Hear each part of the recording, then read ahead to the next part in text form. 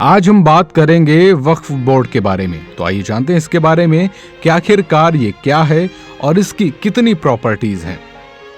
आपने हाल फिलहाल में वक्फ बोर्ड का नाम जरूर सुना होगा। ये नाम बेहद चर्चा में रहा है। दरअसल 9 नवंबर को आए राम जन्मभूमि विवाद में फैसले की वजह से ये नाम बार बार लोगों की जुबान पर आ गया। इस मामले में सुन्नी वक्फ बोर्ड भी एक पार्टी था। उसने विवादित ढांचे पर फैसले को एक तरफा बता सुर्खियां भी बटोरी। सुप्रीम कोर्ट में पुनर्विचार याचिका दाखिल करने का ऐलान किया, लेकिन बाद में उसके 7 में से 6 सदस्यों ने ये याचिका दाखिल करने से इनकार कर दिया। दोस्तों, क्या आपको पता है कि वक्फ बोर्ड क्या होता है? इसे क्यों गठित किया जाता है? यह करता क्या है? आज हम इस वीडियो के माध्यम से वक्फ बोर्ड के बारे में छोटी से छोटी जानकारी आप तक पहुंचाने की कोशिश करेंगे। सबसे पहले जान लेते हैं कि वक्फ बोर्ड क्या है। तो आइए हम आपको बताते हैं कि वक्फ का क्या मतलब है। दरअसल वक्फ उन संपत्तियों को कहा जाता है जो अल्लाह के नाम पर धार्मिक और चैरिटेबल कार्यों के लिए दान में दी जाती हैं।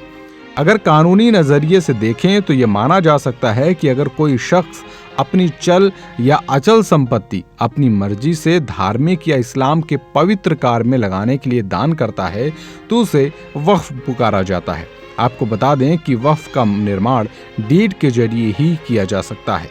सीधे शब्दों में कहें तो किसी भी संपत्ति को वक्फ घोषित किया जा सकता है, लेकिन तभी अगर इसका इस्तेमाल लंबे समय के लिए इस्लाम धर्म से जुड़ी धार्मिक गतिविधियों या चैरिटेबल से किया जा रहा हो। ज्यादातर किन कार्यों में होता है इसका इस्तेमाल? आपको ये भी बता दें कि वक्फ की संपत्ति का इस्तेमाल किन कार्यों में किया जाता है। इन्हें अक्सर धार्मिक स्कूल चलाने के लिए, कब्रिस्तान बनाने के लिए, मस्जिद बनाने के लिए या फिर आश्रय स्थल यानी कि शेल्टर होम बनाने के लिए इनका इस्तेमाल किया जा सकता है। किस तरह बनता है वक्फ बोर्ड? हालांकि मुस्लिम कानूनों में वक्फ बनाए जाने की किसी खास तरीके का उल्लेख नहीं किया गया है, फिर भी इस तरह से बनाया जाता है जब कोई शख्स अपनी प्रॉपर्टी की अल्लाह व धार्मिक कार्यों के प्रति समर्पण की घोषणा करता है तो उसे वक्फ के बराबर माना जाता है। ये समर्पण कोई उस वक्त भी कर सकता है जब कोई मृत्युशैया पर हो। हालांकि ऐसे मामलों में वह इंसान वक्फ के जरिए अपनी संपत्ति का 1/3 से अधिक समर्पित नहीं कर सकता। अब समझते हैं कि वक्फ बोर्ड क्या है। जैसा कि हम आपको ऊपर बता चुके हैं कि वक्फ क्या है, यहाँ हम आपको बताएंगे कि आखिर वक्फ बोर्ड होता क्या है। इसके बाद हम आपको बताएंगे कि वक्फ बोर्ड क्या है।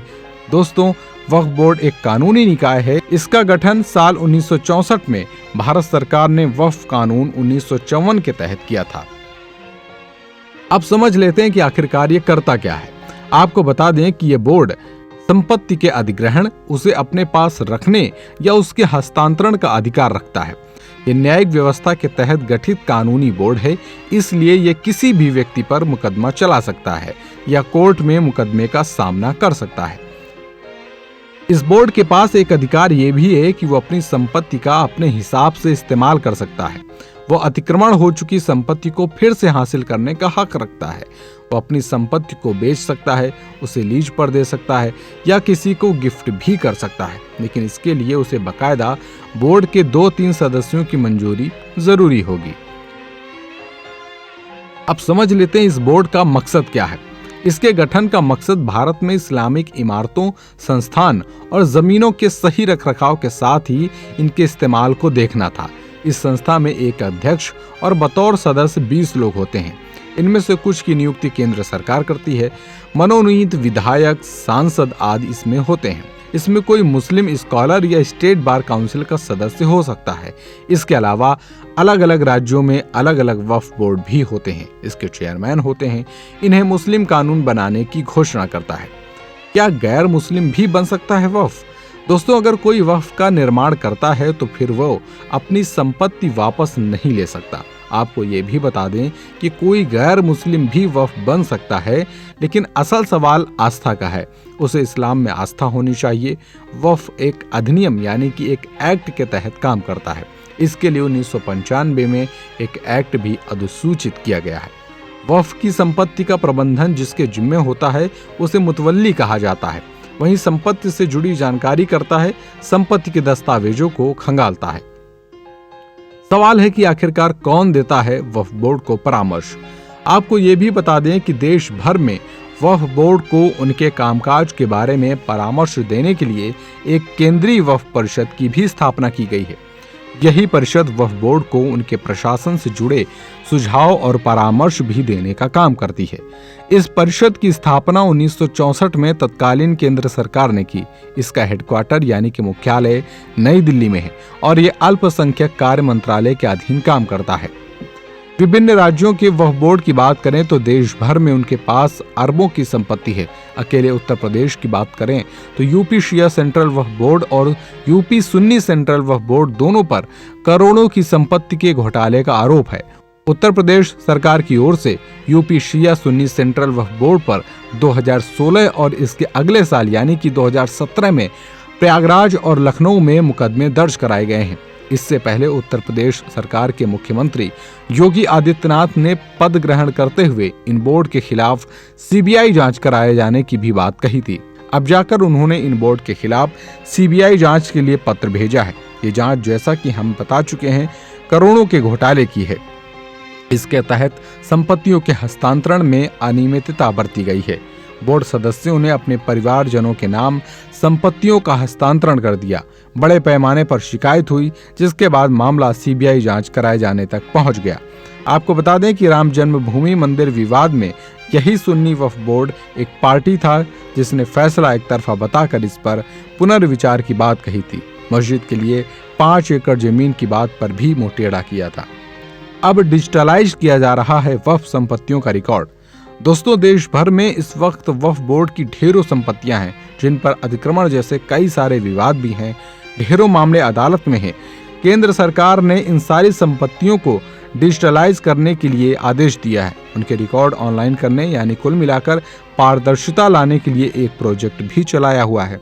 इससे होगा यह कि इन संपत्तियों का रिकॉर्ड एक क्लिक में देखा जा सकेगा। इनसे जुड़े आंकड़ों में किसी भी तरह की गड़बड़ी संभव नहीं हो सकेगी। अभी तक होता ये आया है कि कागजों में होने वाली डिटेल्स में गड़बड़ी और हेराफेरी की संभावना बनी रहती है। भूलेख से जुड़े दस्तावेजों में हेरफेर कर लेन देन की वजह से ही घोटाले भी संभव हो पाते हैं। हाल ही में सामने आए घोटाले इसी तरह के डाटा की हेराफेरी की वजह से संभव हुए। रिकॉर्ड डिजिटल होने के बाद इस तरह की चीजों पर रोक की संभावना तो जताई ही जा सकती है। वक्फ बोर्ड की संपत्ति कितनी है देश में? देश में इस वक्त वक्फ की 5 लाख संपत्तियां हैं जो 6 लाख एकड़ में फैली हैं। अभी तक इन संपत्तियों से 150 करोड़ का राजस्व हासिल हो रहा है। इसमें बढ़ोतरी के लिए अब कवायद शुरू की जा रही है। अब व्यावसायिक इस्तेमाल की तैयारी।